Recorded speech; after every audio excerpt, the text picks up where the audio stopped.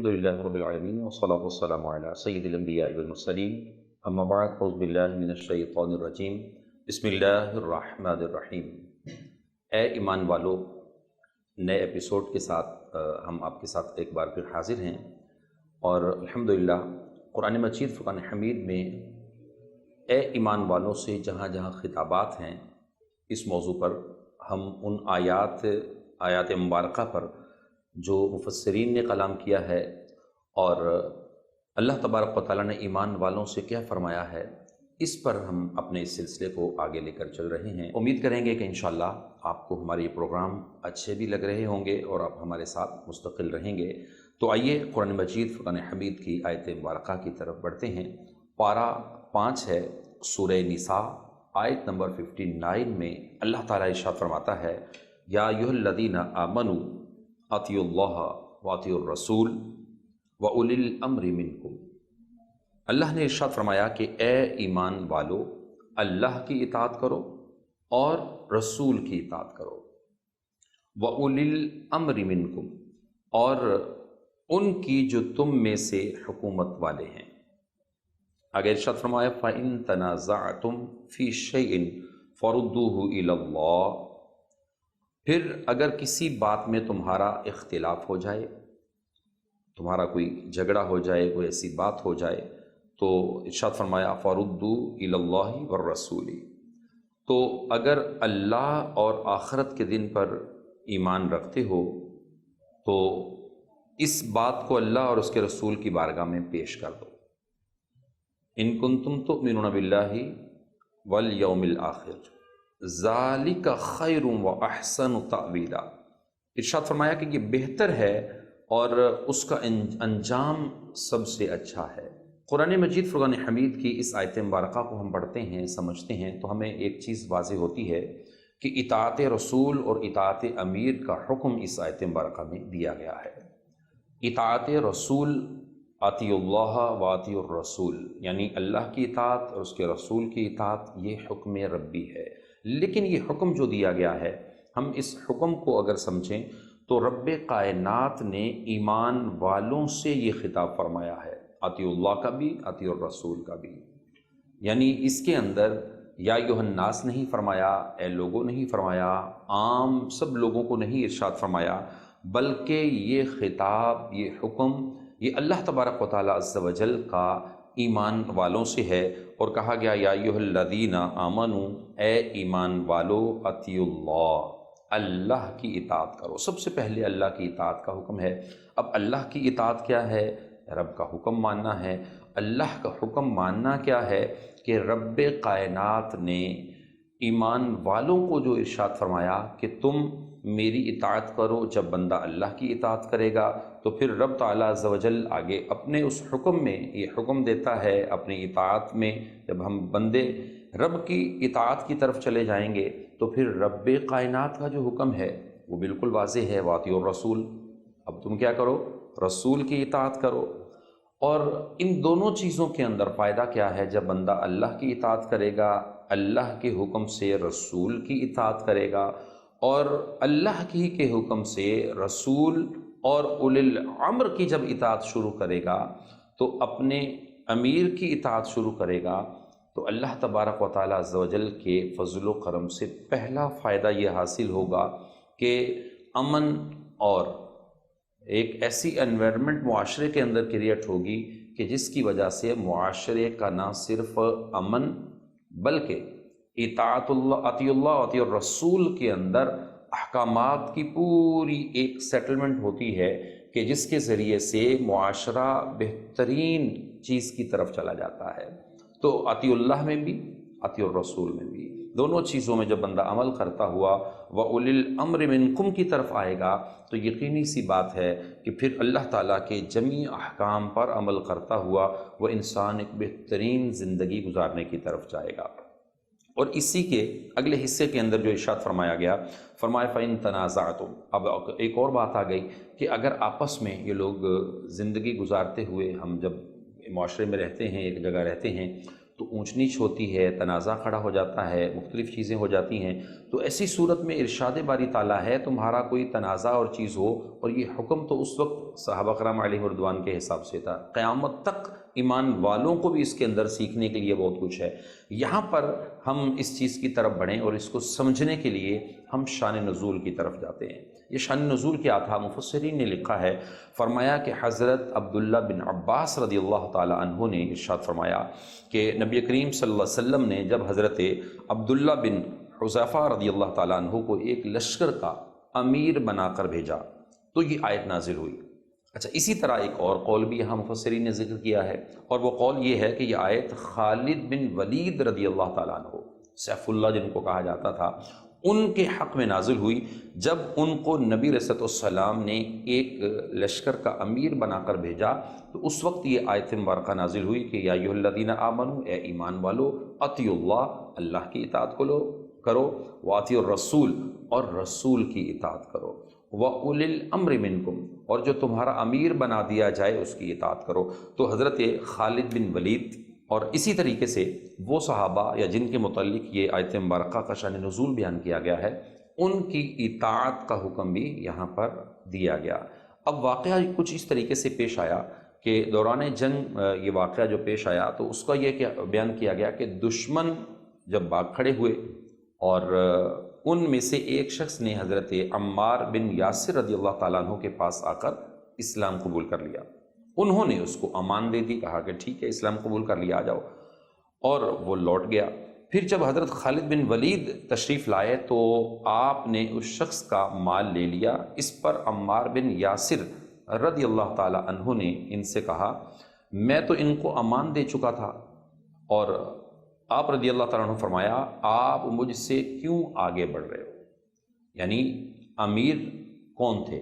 اس وقت، حاکم وقت کون تھے؟ یعنی ان کو جو اس موقع پر حاکم بنا کر بھیجا گیا تھا، امیر بنا کے بھیجا گیا تھا، وہ تو خالد بن ولید تھے۔ تو اب یہ صحابی رسول حضرت عمار بن یاسر رضی اللہ تعالیٰ عنہ نے جو عمل کیا تو اس میں خالد بن ولید اور حضرت سیدنا خالد بن ولید اور یاسر بن عمار، یعنی عمار بن یاسر، ان کی جو آپس کی اس گفتگو اور وہ جو واقعہ تھا، اس میں اللہ تبارک و تعالیٰ عز و جل کے پیارے حبیب علیہ السلام کی بارگاہ میں یہ پوری بات پہنچی۔ تو ان دونوں کے درمیان جو اختلاف واقع ہوا، آپسی ایک گفتگو ہوئی، تو اس پر حضور نبی کریم صلی اللہ علیہ وسلم کی بارگاہ میں یہ دونوں حضرات حاضر ہوئے۔ جب وہاں پہنچے تو آپ صلی اللہ علیہ وسلم نے حضرت عمار بن یاسر رضی اللہ تعالیٰ عنہ کے امان کو برقرار رکھا، مگر دوبارہ امیر پر پیش قدمی سے انہیں منع کر دیا، کہا ٹھیک ہے جو تم نے کر لیا وہ اوکے ہے، بٹ آج کے بعد، اس کے بعد جو امیر حکم دے دے، جو آپ کا جو حاکم جس کو آپ کے ساتھ بنا کر بھیجا گیا ہے، امیر لشکر جس کو بنا کے بھیجا گیا ہے، آپ اس سے آگے نہیں بڑھو گے،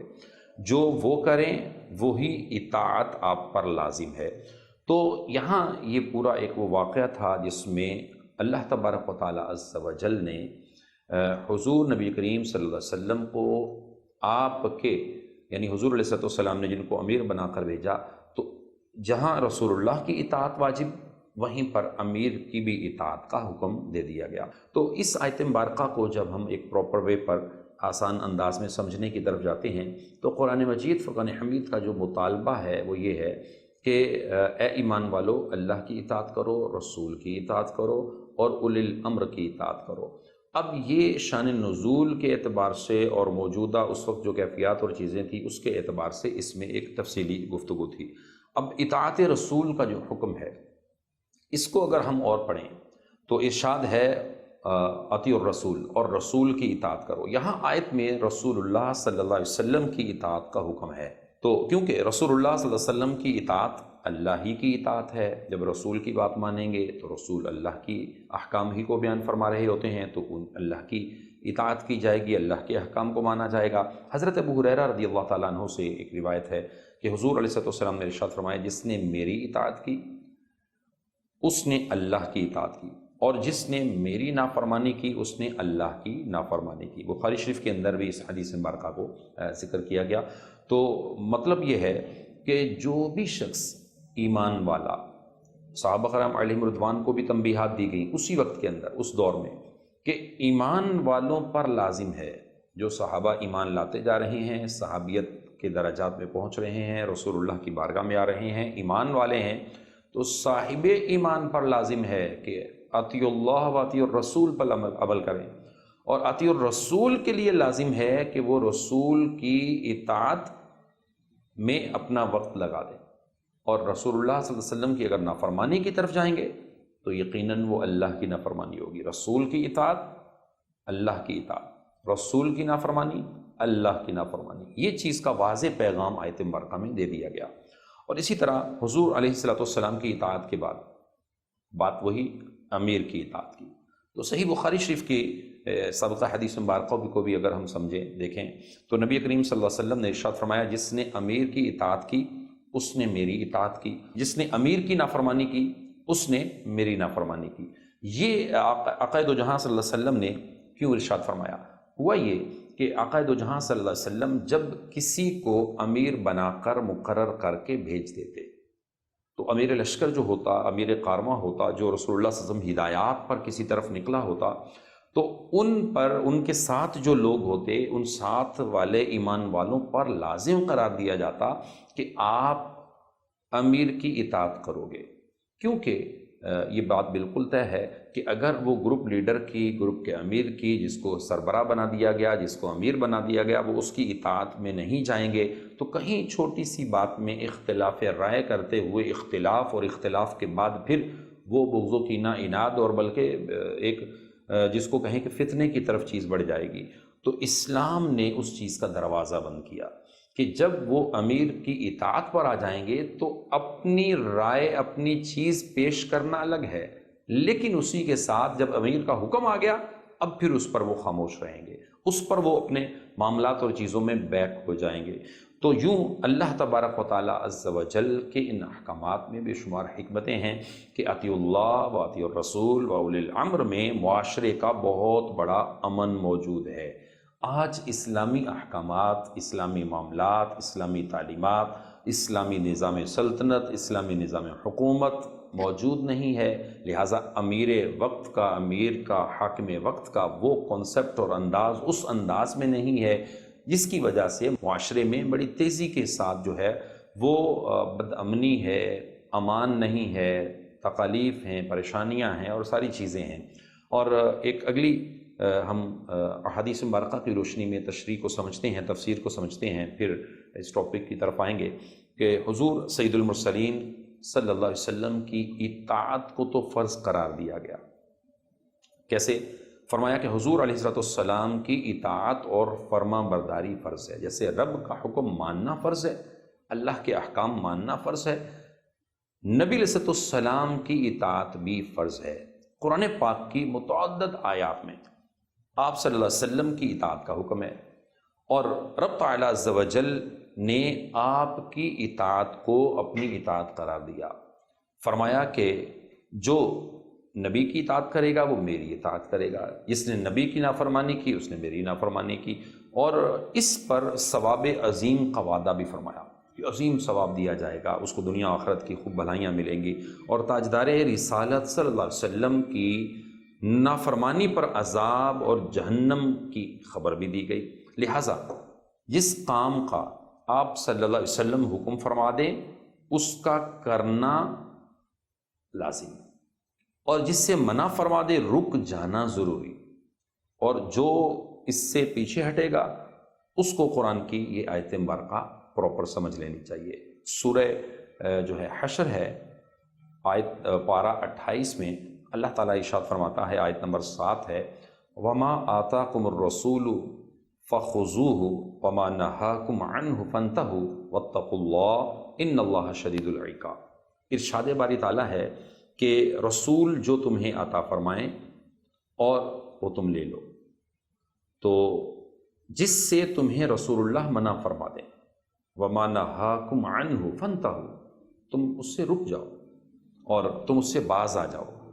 وَاتَّقُوا اللَّهَ، اللہ سے ڈرتے رہو، بے شک اللہ سخت عذاب دینے والا ہے۔ تو ارشاد باری تعالیٰ کا یہ اسلوب اور انداز ہمیں بتاتا ہے کہ نبی کریم صلی اللہ علیہ وآلہ وسلم کی جو اطاعت ہے، فرمانبرداری ہے، یہ فرض ہے، ان کا حکم ماننا اور جس سے نبی منع کر دیں اس سے رکنا یہ لازم و ضروری ہے۔ لہٰذا اطاعت رسول ہی میں کامیابی ہے، اور اطاعت رسول کے تحت امیر کی اطاعت میں معاشرے کی اصلاح اور کامیابی ہے۔ اگلی جو ہے وہ اس کی مزید تفسیر اور تفصیل کی طرف ہم جائیں تو ہمیں پتہ چلتا ہے اطاعت رسول میں نجات ہے، اطاعت رسول میں معاشرے کا امن ہے، اطاعت رسول میں معاشرے کی آپس میں محبت ہے، اطاعت رسول میں ہی معاشرے کا حسن ہے، اطاعت رسول میں ہی معاشرے میں بہت ساری بھلائیاں ہیں، اطاعت رسول میں ہی معاشرے کا سب سے بڑا فائدہ لوگوں کے خاندانوں کا فائدہ، اور جو نافرمانی رسول کی طرف جاتا ہے، اطاعت رسول کو ترک کرتا ہے، وہیں سے بگاڑ شروع ہو جاتا ہے۔ اطاعت رسول کو ترک کرنے سے معاشرے میں نافرمانی پھیلے گی، معاشرے میں ناچاکیاں بڑھیں گی، معاشرے کے اندر بگاڑ آئے گا۔ یہ ساری چیزیں کیسے آئیں گی؟ یہ اطاعت رسول اور اس سے اپنے آپ کو ہٹانے سے، یعنی رسول اللہ کی نافرمانی کی طرف جانے سے۔ آج معاشرے میں یہی ہے، جو لوگ اطاعت رسول کی طرف آتے ہیں وہ اللہ اور اس کے رسول کے احکام پر عمل کرتے ہوئے کسی پر ظلم نہیں کرتے، کسی کے ساتھ زیادتی نہیں کرتے، کسی کا مال نہیں لوٹتے، کسی کے ساتھ چوری، دھوکہ دہی، فریب، جتنے بھی آج ایسے گناہ اور معاملات ہیں جن کی وجہ سے آج ہمارا معاشرہ یا ہمارے افراد، ہماری سوسائٹی کے لوگ اس میں آ کر پرابلمز کا شکار ہو رہے ہیں، اس کی سب سے بڑی وجہ یہی ہے کہ وہ اطیع اللہ اطیع الرسول میں نہیں ہے، وہ اللہ اور اس کے رسول کی اطاعت نہیں کر رہے۔ اگر اللہ کے احکام مانتے، رسول کی اطاعت کرتے، اولی الامر کی اطاعت کرتے اور اس پر عمل کرتے تو قطعی طور پر معاشرے میں اس طرح کا بگاڑ نہ آتا۔ حضرت ابو موسیٰ اشعری رضی اللہ تعالیٰ عنہ سے روایت ہے، اس کو ہم سمجھتے ہیں۔ حضور انور صلی اللہ علیہ وسلم نے ارشاد فرمایا، میری اور اس چیز کی جس کے ساتھ اللہ نے مجھے بھیجا ہے مثال اس شخص کی سی ہے جو اپنی قوم کے پاس آ کر کہنے لگا کہ اے میری قوم، میں اپنی آنکھوں سے ایک لشکر دیکھا ہے، یعنی اپنی آنکھوں سے ایک ایسا گروہ دیکھا، ایک لشکر دیکھا ہے، میں واضح طور پر تمہیں اس سے ڈرا رہا ہوں، اپنی نجات کی راہ تلاش کرو۔ اور ایک گروہ نے یہ بات مان لی اور مہلت سے فائدہ اٹھاتے ہوئے راتوں رات وہاں سے چلا گیا تو نجات پا گیا، اور ایک گروہ نے بات نہ مانی تو اس کا نتیجہ کیا نکلا کہ وہ صبح تک وہاں رہا، لشکر آیا، حملہ کیا، ہلاک ہو گئے۔ تو جس نے میری اطاعت کی، میری فرمانبرداری کر لی، بات مان لی اور پیروی کر گیا، وہ کامیاب ہو گیا، نجات پا گیا۔ جس نے رسول اللہ فرماتے ہیں میری نافرمانی کی، اس کو جھٹلایا، تو اس کی مثال اس گروہ ہی کی طرح ہے جن پر حملہ ہو گیا، بچا نہ پائے، ہلاک ہو گئے۔ تو یاد رکھیں کہ اس کے اندر رسول عربی صلی اللہ علیہ وسلم کے فرامین میں بھی اطاعت رسول کے وہ احکام واضح طور پر موجود ہیں۔ اب اس آیت مبارکہ سے یہ بات بھی واضح ہوئی کہ اطیع اللہ اطیع الرسول و اولی الامر منکم میں اللہ کی اطاعت، رسول کی اطاعت، اور جو حق پر حکمران ہیں ان کی اطاعت کو بھی لازم قرار دیا گیا، اور اس کا فائدہ یہ ہے کہ معاشرے کا سکون، امن اور اصلاح اس چیز کے اندر پوشیدہ ہے۔ اور اس آیت مبارکہ میں جو 3 احکام ہمیں پتہ چلتے ہیں وہ کیا ہیں؟ وہ یہ کہ ایک جو ظاہر کتاب ہے، یعنی ایک حکم یعنی قرآن سے واضح طور پر ثابت ہے، اور دوسرا یہ جو ظاہر حدیث سے ثابت ہے، اور تیسرا وہ جو قرآن اور حدیث کی طرف قیاس کے ذریعے رجوع کرنے سے ثابت ہوتا ہے، اور وہ یہ ہے کہ اولی الامر کی اطاعت کا جو حکم دیا گیا کہ تم اپنے امام کی، امیر کی، بادشاہ وقت کی، حاکم وقت کی، یا قاضی یا علماء کی اطاعت کرو، تو یہ جتنے بھی صاحب منصب افراد ہیں وہ اس آیت مبارکہ کے تحت داخل ہیں۔ اور اس کا فائدہ کیا ہوتا ہے کہ معاشرے کی اصلاح کے لیے اولی الامر اور صاحب مناصب کی، جو منصب والے افراد ہوتے ہیں، ان کی اطاعت کی طرف جب لوگ جاتے ہیں تو یقیناً وہ سوسائٹی، وہ معاشرہ، وہ کسی نہ کسی جگہ پر اپنی ایک گرپ میں آ جاتا ہے۔ پھر اس میں آ کر وہ شخص معاشرے میں اصلاح کا باعث تو بنتا ہے، بگاڑ کا باعث نہیں بنتا۔ آپ دیکھیں، آپ نے معاشرے میں دیکھا ہوگا بگاڑ ہوتا کب پیدا ہے؟ اسی وقت ہوتا ہے جب کوئی شخص یہ کہتا ہے یہ نہ کرو، یہ کرو، اب وہ جس سے منع کیا جاتا ہے وہ اسی کی طرف بڑھتا ہے، تو وہاں سے ہی اختلاف اختلاف سے پھر ایک جھگڑا، جھگڑے سے پھر ایک فتنہ، اور فتنہ بڑھ کر اس لیول پر کہ وہاں پر قتل و غارت اور معاشرے کا بگاڑ کھڑا ہو جاتا ہے۔ تو اطیع اللہ و اطیع الرسول و اولی الامر کے ساتھ ساتھ پوری اس تشریحات اور تفصیلات کو دیکھیں تو جس میں قرآن نے، احادیث نے جس چیز کا ہمیں سکھایا ہے، اس کو اگر ہم پریکٹیکل لائف میں رسول اللہ کے دور کی طرف جا کر سمجھنے کی کوشش کرتے ہیں تو صحابہ کے مبارک عمل ہمارے سامنے آتے ہیں کہ حضور نبی کریم صلی اللہ علیہ وسلم کی بارگاہ میں صحابہ تشریف فرما ہوتے تو اس وقت وہ بھی حضور علیہ السلام کی ایک ایک بات کو نہ صرف سنتے سمجھتے بلکہ اپنی پریکٹیکل لائف میں اس طرح عمل میں لے کر آتے کہ اطیع اللہ و اطیع الرسول کا جو ایک حقیقی، جس کو ہم کہیں کہ ایک سبق ہمیں ملتا تھا، وہ ان صحابہ کی لائف اور زندگی سے ملتا تھا۔ کئی واقعات اس میں موجود ہیں، جیسا کہ حضرت محمد بن اسلم ایک بڑے بزرگ صحابی تھے رضی اللہ تعالیٰ عنہ۔ آپ مدینہ پاک میں داخل ہو کر بازار میں اپنی حاجت پوری کرتے اور پھر اپنے گھر والوں کی طرف لوٹ آتے۔ صحابی رسول رضی اللہ تعالیٰ عنہ نے فرمایا کہ میں نے آپ کی مسجد میں 2 رکعتیں نہیں پڑھی، اور ساتھ ہی فرمایا کہ بے شک رسول اللہ صلی اللہ علیہ وسلم نے ہم سے فرمایا تھا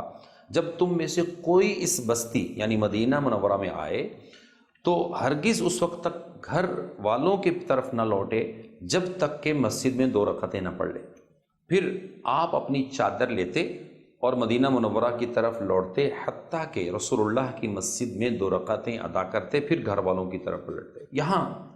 اس واقعے سے کیا سیکھنے کو ملتا ہے؟ سن رسیدہ ہیں، بزرگ ہیں، چلنا مشکل ہے، پہنچنا مشکل ہے، باوجود اس کے اس ایک حدیث پر، رسول اللہ کے ایک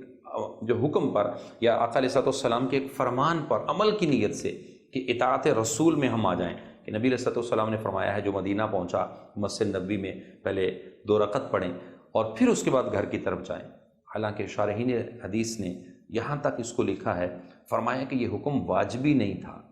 باوجود اس واجبی حکم نہ ہونے کے پھر بھی صحابہ عمل میں کوتاہی نہیں برتتے تھے، وہ اطاعت رسول کا جذبہ رکھتے تھے، میرے نبی کا فرمان ہے میں عمل کروں گا۔ تو سن رسیدہ ہوں، عمر ہو، لاغر جسم ہو، کمزور ہوں، پھر بھی نبی کی اطاعت کا جذبہ ایسا کہ وہ سارے معاملات کو پیچھے رکھتے رسول اللہ کی بارگاہ میں اور آپ کے حکم پر جان قربان کرنے سے دریغ نہ کرتے۔ رسول اللہ کی اطاعت کے لیے اپنے لیے مشکل بھلے لگتا لیکن اطاعت رسول میں اپنے وقت کو گزار دیتے۔ تو اللہ کی بارگاہ میں دعا ہے کہ اللہ ہمیں اپنے پیارے حبیب کا اطاعت گزار بندہ بنا لے اور نافرمانی سے محفوظ فرما لے، نیکیاں کرنے والا اور اپنی راہ میں ہمیں خرچ کرنے والا، اطاعت رسول، اطاعت الہی بجا لانے والا بندہ بنا کر ہمیں پوری زندگی عمل پیرا ہونے کی توفیق عطا فرما، آمین بے جاہ نبی الامین صلی اللہ علیہ وسلم۔ نیکسٹ ایپیسوڈ میں پھر ملیں گے اللہ نے کے بعد۔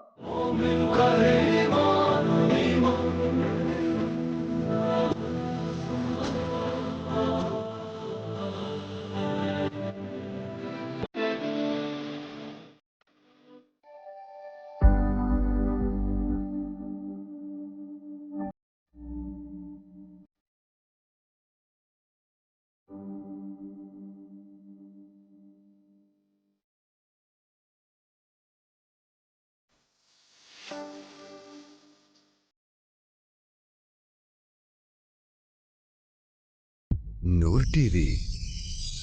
ہر گھر کی روشنی۔